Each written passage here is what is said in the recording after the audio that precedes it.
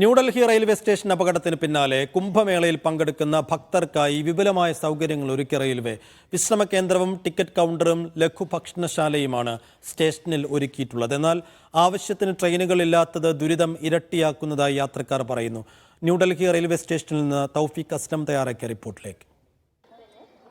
New Delhi railway സ്റ്റേഷനിലെ അപകടത്തിന് പിന്നാലെ വിപുലമായിട്ടുള്ള സജ്ജീകരണങ്ങളാണ് റെയിൽവേ സ്റ്റേഷനിൽ ഒരുക്കിയിരിക്കുന്നത്. കഴിഞ്ഞയാഴ്ച നടന്ന അപകടത്തിൽ 18 യാത്രക്കാരാണ് മരിച്ചത്. പ്രധാനമായും കുംഭമേളയിലേക്ക് പങ്കെടുക്കാനായി പോകാനെത്തിയ ഭക്തരായിരുന്നു മരണപ്പെട്ടത്. അതിനുശേഷം വലിയ വിമർശനങ്ങൾ റെയിൽവേക്കെതിരെയും കേന്ദ്ര സർക്കാരിനെതിരെയും ഉയർന്നിരുന്നു. പിന്നാലെയാണ് ഈ കാണുന്ന തരത്തിൽ വലിയ സജ്ജീകരണങ്ങൾ ഒരുക്കാനായിട്ട് ഇപ്പോൾ റെയിൽവേ തീരുമാനിച്ചിരിക്കുന്നത്.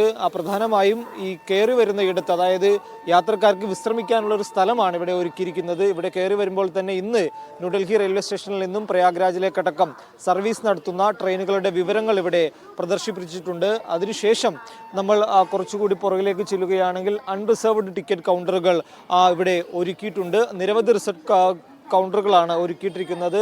15 അൺറിസർവ്ഡ് കൗണ്ടറുകളുണ്ട്. ഇവിടെ എല്ലാ ആളുകളുമുണ്ട്. ഇവിടെ വന്ന് ആളുകൾക്ക് സുഗമമായി ടിക്കറ്റ് എടുത്ത് ട്രെയിൻ കയറാമെന്നാണ് ഇപ്പോൾ റെയിൽവേ അറിയിച്ചിരിക്കുന്നത്. ഈ റിസർവേഷൻ കൗണ്ടറുകളിലെല്ലാം ഓരോ ജീവനക്കാരെ വീതം, റെയിൽവേ ഉദ്യോഗസ്ഥരെ വീതം ഇവിടെ നിയോഗിച്ചിട്ടുമുണ്ട്. ഇവരായിരിക്കും യാത്രക്കാർക്ക് ടിക്കറ്റ് നൽകുക. അതോടൊപ്പം തന്നെ തൊട്ടപ്പുറത്തായിട്ട് ടിക്കറ്റ് എടുക്കാനുള്ള ഒരു വെൻഡിങ് മെഷീൻ കൂടി ക്രമീകരിച്ചിട്ടുണ്ട്. ഈ മെഷീൻ വഴിയും ആളുകൾക്ക് ടിക്കറ്റുകൾ എടുക്കാം. ഓൺലൈൻ വഴി പേയ്മെൻറ്റ് നടത്താനുള്ള സംവിധാനമുള്ള ഒരു മെഷീനാണ്. അതുകൊണ്ട് ഇവിടെ നിന്നും ആളുകൾക്ക് ടിക്കറ്റ് എടുത്ത് ആളുകൾക്ക് ഇവിടെ നിന്ന് പ്രയാഗ്രാജിലേക്ക് യാത്ര നടത്താം. നിരവധി ഭക്തരെ നമുക്കിവിടെ കാണാൻ സാധിക്കും. പ്രയാഗ്രാജിലേക്ക് യാത്ര നടത്താനായി വന്ന ആളുകളാണ്, കുംഭമേളയിൽ പങ്കെടുക്കാനായി വന്ന ആളുകളാണ്. ഇവരുടെ ട്രെയിനിൻ്റെ സമയം വരെ അവർക്കിവിടെ വിശ്രമിക്കാം. ട്രെയിൻ വരുന്നതിനനുസരിച്ച് ആളുകൾക്ക് പ്ലാറ്റ്ഫോമിലേക്ക് പോയാൽ മതി എന്നാണ് റെയിൽവേ ഇപ്പോൾ നിർദ്ദേശം നൽകിയിരിക്കുന്നത്. ഒരുപക്ഷെ ട്രെയിൻ വൈകുകയാണെങ്കിൽ പോലും അവർക്ക് ഇവിടെ നിന്ന് വിശ്രമിച്ച് സമാധാനത്തോടു കൂടി ഇവർക്ക് ട്രെയിനിൻ്റെ സമയമാകുമ്പോൾ പോകാമെന്നാണ് റെയിൽവേ അറിയിച്ചിരിക്കുന്നത്. അതോടൊപ്പം തന്നെ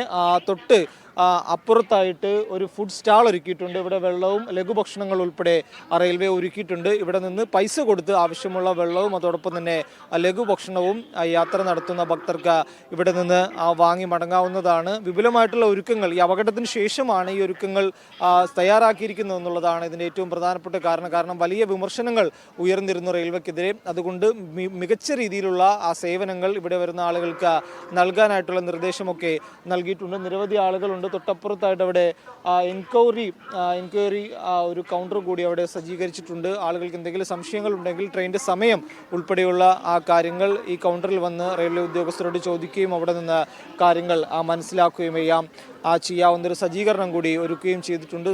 സ്ത്രീകളും കുട്ടികളും മുതിർന്നവരും ഉൾപ്പെടെ നിരവധി